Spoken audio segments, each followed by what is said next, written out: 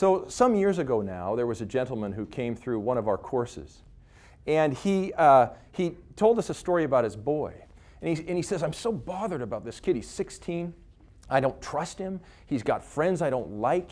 He's making poor decisions. And he says, just 2 weeks ago, he asked, it was a Friday, and he asked if he could borrow the car. Well, I didn't want to lend it to him, he said.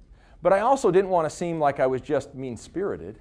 So what occurred to me in the moment was I'll attach some really early curfew time for a Friday night that he couldn't possibly accept. So what he said was, this father, he said, okay, you can borrow the car if you're home by 10:30. Okay, look, we've all been 16 before. How hard is this, actually, right? So of course, the boy says, yeah, sure, Dad. Takes the keys, and he's out the door.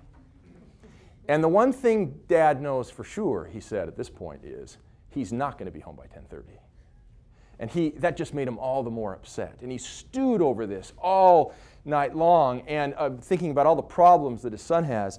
And particularly as it started to get close to the bottom of the 10:30 hour, he kept checking his watch frequently, until finally he resolved within himself, he says, this is it.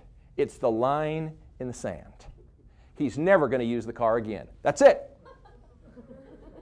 And no sooner had he resolved that within himself than he heard a squeal of tires into the driveway.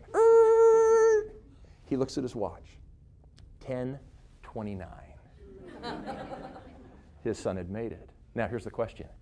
Do you think this father was happy?